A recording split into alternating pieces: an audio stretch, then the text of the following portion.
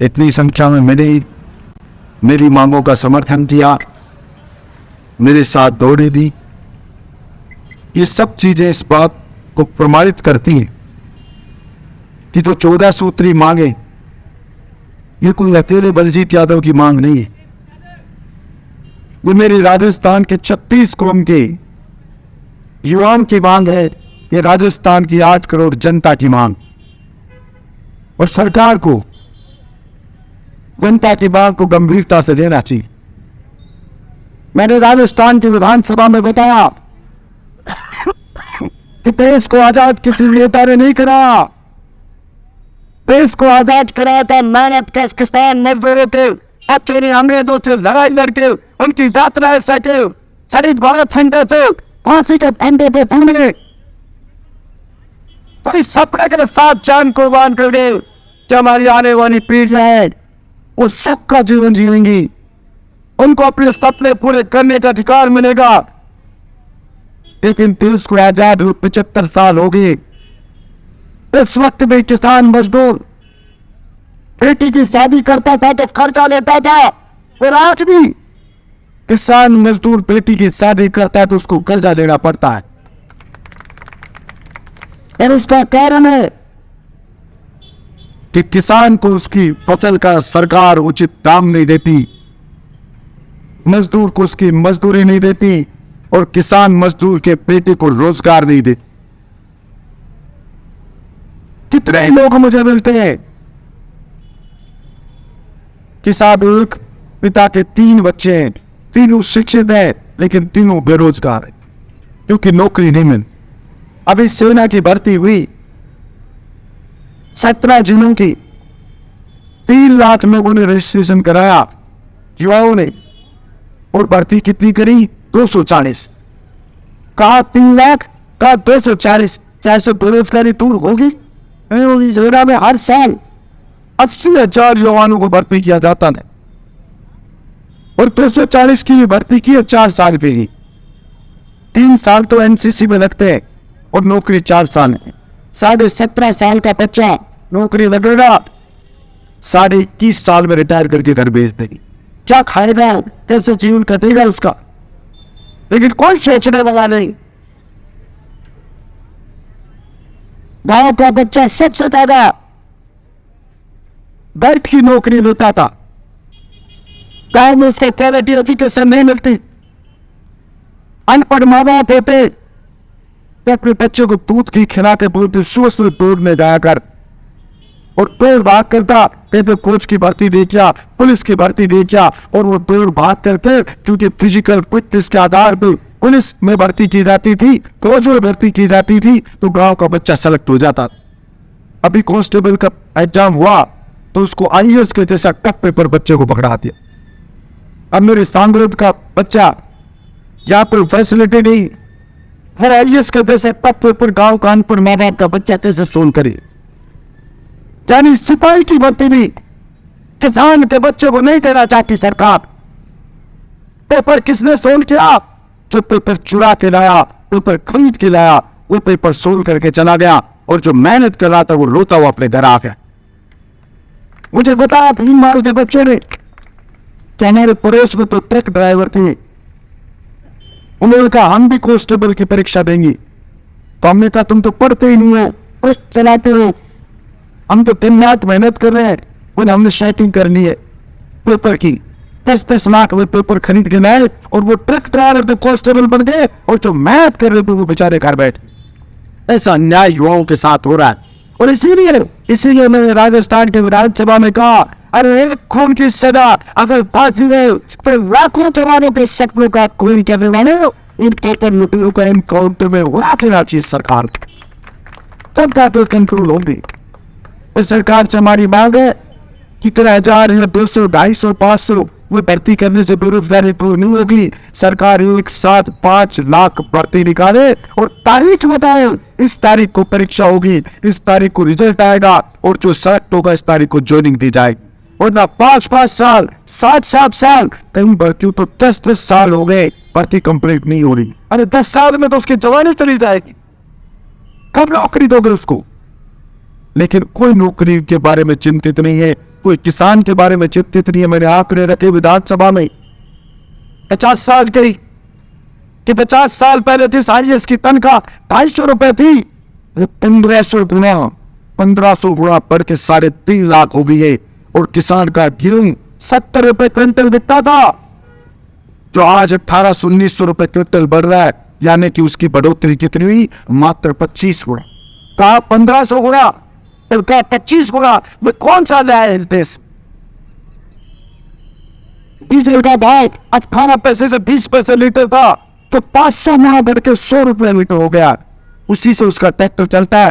Diesel डाले वो तो 500 गुना बढ़ गया और गेहूं 25 गुना बढ़ेगा, तो क्या खाएगा, कैसे वो तरक्की करेगा? और इसीलिए 75 साल के बाद भी किसान कर्जदार है।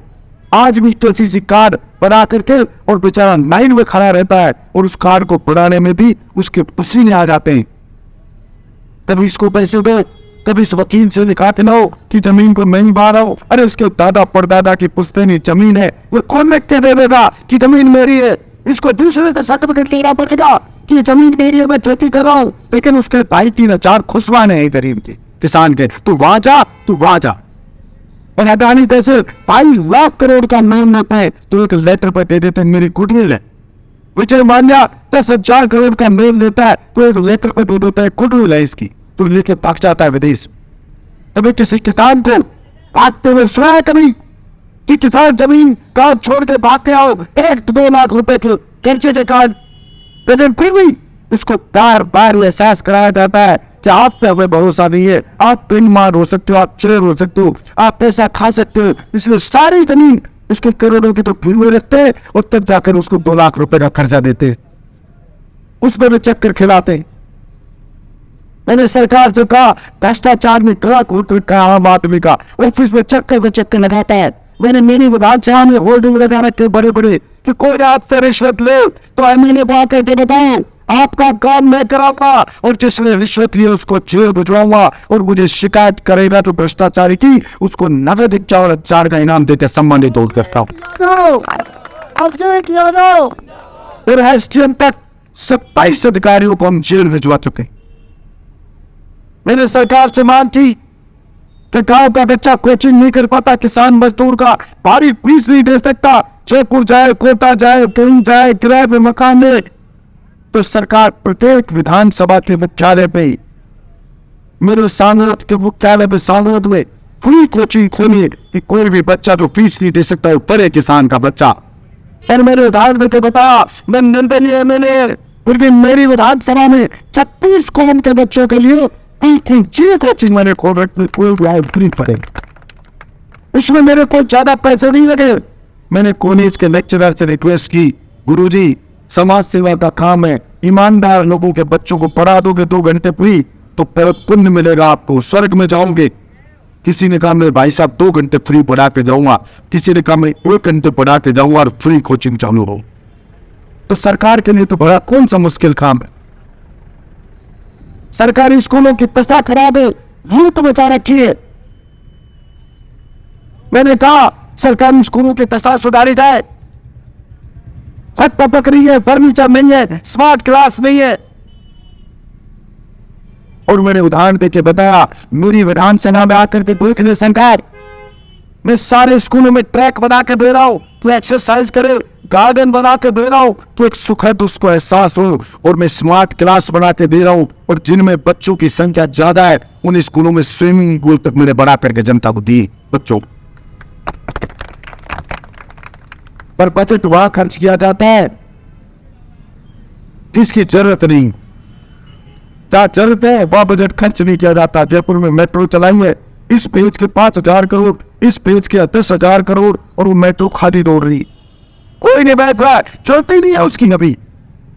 लेकिन कहते नहीं, रोटी नहीं देंगे मेट्रो देंगे, रोजगार नहीं देंगे उन्हें ट्रेन देंगे। अरे भूखा मर रहा है, कौन सी ट्रेन में बिठाना चाहते हो? वो स्वर्ग में चलाना आएगा बेचारा भूखा मर। डिप्रेशन में जा रहा है जवान, किसी का दादा बुजुर्ग है, चारपाई में पड़ा है, और सर पे हाथ फेर के कहता है पोता को कि बेटा चल भी कोई नौकरी लग जाए, तेरे पे खड़ा होकर देख के जाना चाहता हूं दुनिया से। लेकिन बाकी एक निकलने का नाम नहीं ले रही। निकलती है तो पेपर आउट हो जाता है, जाकर कोर्ट में फंस जाती है। कितना संघर्ष करे कि 3 लाख में 240 नहीं रहा। अन्य का छोट भाई उन्हें और चीजों पे पैसे लुटाया। एक बार रोजगार दे दो उस बच्चे को, अपना पेट भर लेगा। बड़ी बड़ी टीम नेता मारते किसान को 6000 साल के दे देंगे। 6000 साल के देने में क्या स्थिति सुधर जाएगी किसी की? 500 रुपया महीना में हम उसकी कुछ यूनिट बिजली कर दी, माफ कर दी है। हम थोड़ा घरा कर्जा कोई मृत्यु का वो माफ कर देंगे। मैंने कहा अरे 75 साल के बाद भी ये सोचो कि पति बन गया, कोई पति बन गया और एक किसान आग कटाने वाली सर्दी में मेहनत करता है और धूप में मेहनत करता है, पसीने बहाता है, बहुत हाथ पैरों ये समझता है कैसे कि कर्जदार है। 44 में ये कर्जदार क्यों है? इसको कर्जे से मुक्ति कैसे बनाया जाए, ये भी पैसे वाला कैसे बने? लेकिन इसमें कोई चर्चा नहीं होती, क्योंकि किसान बोला है चुनाव के वक्त आता है तो किसान अन्नदाता है, किसान हमारा भगवान है, जवान हमारी ताकत है। और सारी ताकत को ले जाते विधानसभा में जाते हैं। मेरे तो विधानसभा जाए उससे पहले वजन तोड़ दिया करो उनका। अगर सेक्टर से वापस आते हैं तो 5-7 किलो वजन बढ़ा आता है। वहाँ 36 तरह के व्यंजन खाते मेरा धनी माल पाड़ते सारे। कोई जनता से मतलब नहीं, बाहर बजाय जनता। कोई चिकन खा रहा है, कोई मटन खा रहा है, कोई माई चाप खा रहा है, कोई गुलाब जामुन खा रहा है, कोई आइसक्रीम ले रहा है, मैं चॉकलेट है मैं खाऊंगा, मैं फला नहीं खाऊंगा। जिम लेते हैं, सो जाते, उठ लेते हैं, जिम लेते, ये बुंदा में बना रखा है वहां। एमएलए की तनख्वाह बढ़ाने की बात हो तो सारी पार्टियों के एमएलए एकजुट होकर मात्र 5 से 10 सेकंड में बिल पास कर देते हैं, तनख्वाह बढ़ा दी जाए एमएलए की। और जवान की बात आए किस पे बिल लाओ, जवान को नौकरी नहीं मिली। हिंदुस्तान के 22 राज्य से हुए, चाहे एक भी राजस्थान के बच्चे को नौकरी नहीं मिल रही। उन्होंने अलग अलग कानून बना के सारी नौकरियां अपने स्थानीय बच्चों के लिए रिजर्व कर ली है। तो मैंने सरकार से कहा चाहे केंद्र सरकार एक दिन लाए और एक कानून सबको कहीं भी नौकरी पाने का अधिकार मिले, और अगर ऐसा नहीं है तो राजस्थान की सरकार भी एक कानून लेकर के आए कि राजस्थान में अब 24 सरकारी भर्ती थी तो राजस्थान के मिलने वाले बच्चों को नौकरियां दी जाएंगी। मुझे जब 1 साल पहले मैं सूर्योदय से सूर्यास्त होने तक तोड़ा तो मुझे मुख्यमंत्री जी ने वचन दिया था कि हम आपकी मांगों को पूरा करेंगे। एक कमेटी भी बनाई थी, लेकिन अभी विधानसभा में मैंने पूछा क्या हुआ भाई इस कानून का, क्या हुआ कमेटी का, क्या हुआ नौकरियों का, तो वो कहा कमेटी की रिपोर्ट नहीं आई है, इसलिए तुरंत आपकी मांग नहीं मानी जा सकती। जब राजस्थान का मुख्यमंत्री अपने विधायक को जवान दे के मुकर जाए तो इससे ज्यादा अफसोस की बात नहीं हो सकती। मैंने कहा राजस्थान के पैदा चलाए पान जाओ पर वचन न जाए, अपने वचन को निभाओ मुख्यमंत्री जी। नहीं मैं प्रश्न विधानसभा में जाऊंगा खाली कपड़े पहन के तोड़ने और जनता को दिखाऊंगा मुख्यमंत्री मुझसे जवान दे के मुकर गया, राज्यसभा का वोट ले लिया, इसी शर्त पे वोट दिया था, तुम्हारी मांगों को मानोगे तो मैं जनता को जागरूक करूंगा और इस सरकार की आत्मा को झकझोरने का प्रयास करूंगा। शायद सरकार का एहसास है क्या हमारा एमएलए अर्थे पे घूम रहे हैं, उसकी मांगों में कोई दम होगा। और जब मुझे कोई नहीं जान रहा, फिर लोग मिल रहे हैं, कोटा में शाम को बैठकर जन सैलाब था कोटा में जोर का ऐसा, तो सब चीजें दिखा रही है कि जवान के सीने में आग लगी हुई है, किसान के सीने में आग लगी हुई है। उसके सब्र का इम्तिहान ना ले सरकार और समय रहते उसके दर्द का निवारण करे। हाड़ौती की खबरों से हर समय अपडेट रहने के लिए YouTube पर सब्सक्राइब करें हाड़ौती न्यूज और प्रेस करें बेल आइकन को।